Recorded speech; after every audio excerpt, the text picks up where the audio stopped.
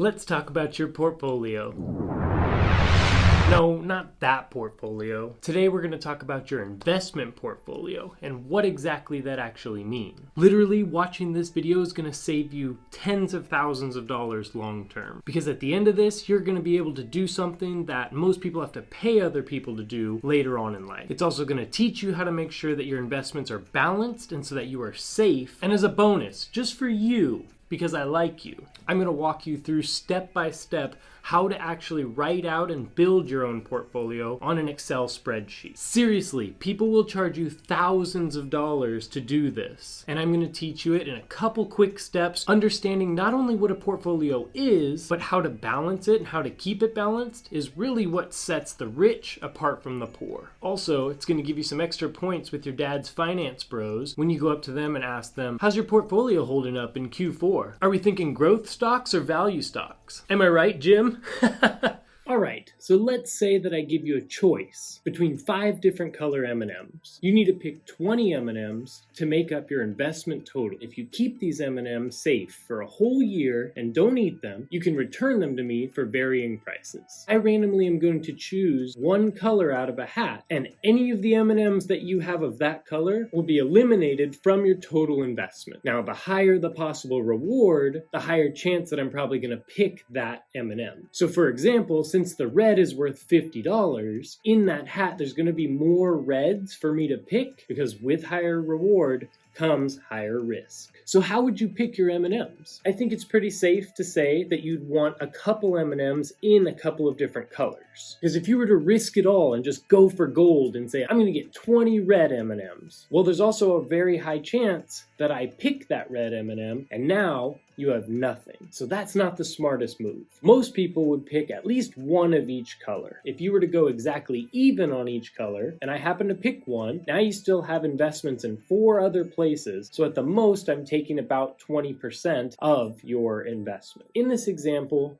all of the M&Ms that you pick make up your investment total or your portfolio. So your portfolio has different colored M&Ms. The M&Ms are not symbolizing individual companies only. They're also different types of industries or asset classes. For example, the most exciting and craziest asset class right now is pretty much cryptocurrency. And so they would be that red M&M because people are making a lot of money on them, but then again, there's a lot of risk to them as well. So a portfolio is just a fancy way of saying how are all of your different investments allocated. If you have 10 different types of investments in different places, you add all of them up together and that is your portfolio total. One of my students told me that he's got this diversification thing on lock. He said, I got Bitcoin, Ethereum, Cardano, and NFTs. That's diversified within cryptocurrency, but let's just say the whole crypto market gets wiped out in some fashion. What happens then? Now you're not so diversified because the crypto market itself has died. Not a high likelihood, but totally could happen. So a portfolio is very important because it lets you see where your investments are and you can understand where exactly you may be heavy and where you might be light in terms of different types of assets. Because just like the M&M example at the beginning, you don't want to have too many red M&Ms just in case the red is the one that gets pulled. So now I'm going to walk you through how to build out your portfolio and literally how to use Excel. So this is going to be great for you students who need to use this on your next report. You can wow your teachers with this one. Long term, this is just a skill you're going to need, and it's going to be awesome that you're not going to have to pay somebody thousands of dollars long term to do this. So let's get right to it. So what you're going to want to do is write in any type of thing that you're invested in. $3,000 in index funds, $3,500 in retirement, $2,000 in crypto, $500 NFT, $1,000 in bonds. It could be 20 different things that you're invested in. Just write it all out horizontal rather than vertical. Then what you're going to do is you're going to want to set up a total. So you're going to come up here, click auto sum. It's going to go to the side usually because it knows where your numbers are, and press return. The reason we want to use the Excel functions here is because if we added to it, we want this to update. Let's say we spent another $1,000 in NFTs. We're going to throw that in. That automatically updates our total portfolio to now having 11,000. So let's go back to where we were just to make it an easy 10,000. So first thing that we can do here is we want to see a total picture. For me, that works the best. You're going to want to select all that's in your total portfolio. Do not select the total, or else it's going to think that that is one of the pieces in your portfolio. We're going to go to Insert. I like this graph because it's a good visual. So now what we can see here is we can see exactly what it is that we have in each one of these. So there's different options up here. So I like this one right here because it kind of tells you exactly. We have bonds of 10%. We have index funds, which is 30%. Now the cool thing is, just like I was showing you before, let's say that we buy NFTs and we buy another $1,000 worth. Right now NFTs is 5%. When I put 1,000 more into it though, now it's changed automatically. Now NFTs is 14% of your portfolio. Pretty nifty, huh? So let's go back and just say we have 500 because we want to make it nice and even. So now the next thing, and the thing that I personally like to do just to have another visual out there, is to put the percentages underneath each one of these. So you're going to press equals, you're going to select the investment that you're talking about, we are dividing it by the total, and then press return. Now we see 30%.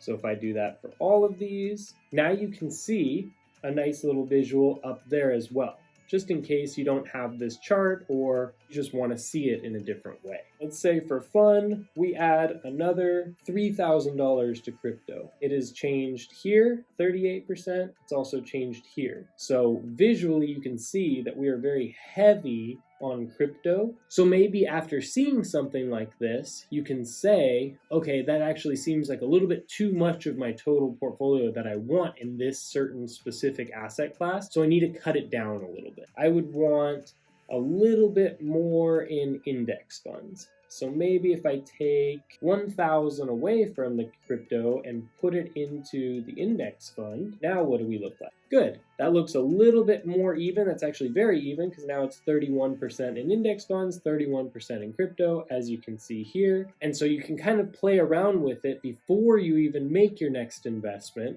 so that you know where the balance is and how you can do this correctly. Now, like I've said multiple times in this video, people literally will charge thousands of dollars to do what we just learned in a couple of minutes. And all I'm gonna charge is that like button.